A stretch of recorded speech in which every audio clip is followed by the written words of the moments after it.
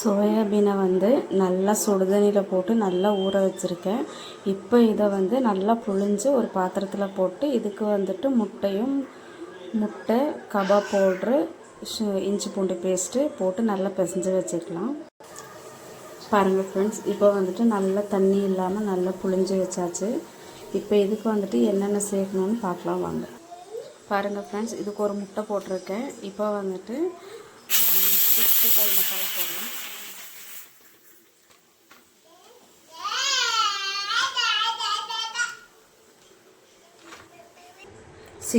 மசாலா போட்டாச்சு. இதுக்கு கொஞ்சம் கார்ன்ஃப்ளவர் போடலாம்.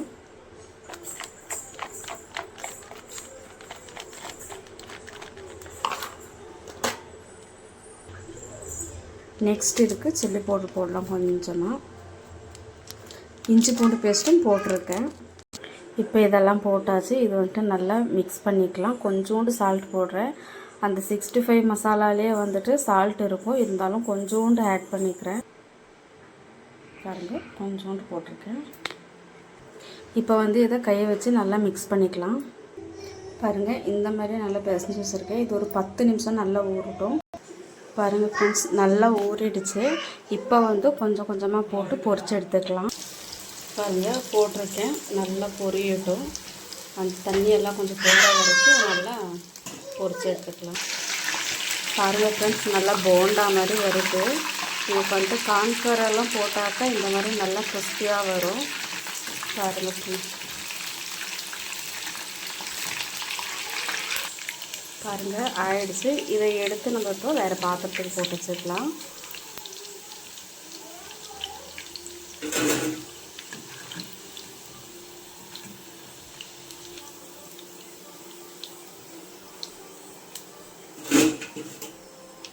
இன்னும் நெக்ஸ்ட்டு இன்னொரு டிப் பாருங்கள், போட்டாச்சு. இதுவும் கொஞ்சம் நல்லா இந்த பபிள்ஸ் எல்லாம் போகிற வரைக்கும் நல்லா பொரிச்சுக்கலாம்.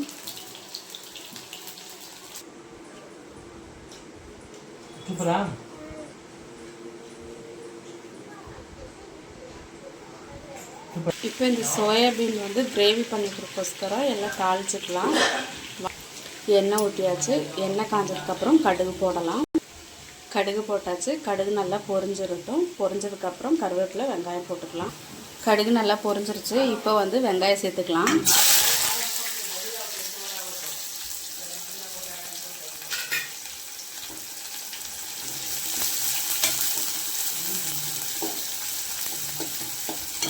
இப்போ இது நல்லா ப்ரௌன் கலர் ஆகட்டும்.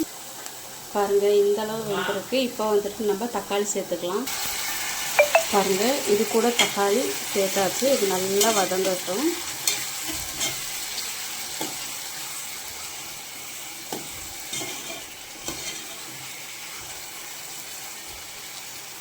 இது கூட கொஞ்சம் இப்போ உப்பு ஆட் பண்ணிக்கலாம்.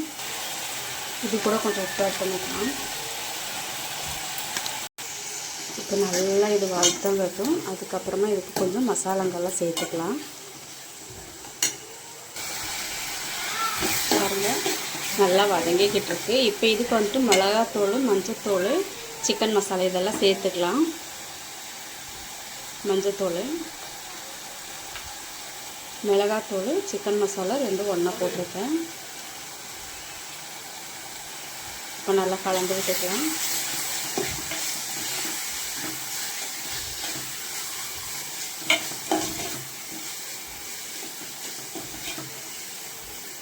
இப்போ கொஞ்சம் நல்லா வேகட்டும்.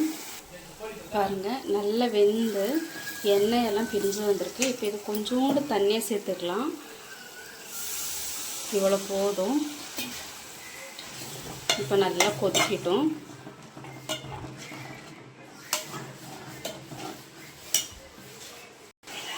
பாருங்கள் ஃப்ரெண்ட்ஸ், இவ்வளோ ஆயிருக்கு. இப்போ கொஞ்சோண்டு கார்ன்ஃப்ளவர் கலக்கி வச்சுருக்கேன். அது கொஞ்சம் ஊற்றிக்கலாம். இப்போ இது எதுக்கு ஊற்றுறோம் அப்படின்னாக்கா கொஞ்சம் நல்லா திக்காக வரட்டும் அப்படின்றதுக்காக. பாருங்கள், இது ஊற்றின உடனே கொஞ்சம் நல்லா திக்காக வந்திருக்கு. இப்போ அதை எடுத்து இப்போ இது கூட சேர்த்துக்கலாம். பாருங்கள், இதெல்லாம் நல்லா சேர்த்தாச்சு. இப்போ இது எல்லா சைடும் இது எல்லாத்துக்கும் ஆகிற மாதிரி நல்லா கிளறி விட்டுக்கலாம். ஒரு 10 நிமிஷம் இதோட விட்டாக்கா நல்லா இது கூட எல்லாம் நல்லா கிரேவி ஆகி நல்லா சூப்பராக இருக்கும் சாப்பிட்றதுக்கு. பாருங்கள் ஃப்ரெண்ட்ஸ், எல்லாம் நல்லா கிண்டி விட்டாச்சு. இப்போ வந்து எல்லாத்துக்கும் பிடிச்சிருக்கு. இப்போ எல்லாத்துக்கும் நல்லா அந்த ஜூஸ் எல்லாம் போய் நல்லா இருக்கு இப்போது. ஓகே ஃப்ரெண்ட்ஸ், எல்லாம் ஆயிடுச்சு. பாருங்கள், சோயாபீன் கபாப் கிரேவி பாருங்கள், ஒயிட் ரைஸு, பருப்பு குழம்பு. ஓகே ஃப்ரெண்ட்ஸ், வீடியோ அவ்வளோதான். என்னோடய வீடியோ பிடிச்சிருந்தாக்கா லைக் பண்ணுங்கள், ஷேர் பண்ணுங்கள், சப்ஸ்கிரைப் பண்ணுங்கள், பெல் ஐக்கானை கிளிக் பண்ணுங்கள். வீடியோவில் ஏதாச்சும் தப்பு இருந்தால் தயவு செஞ்சு சொல்லுங்கள். ஓகே ஃப்ரெண்ட்ஸ், பாய்.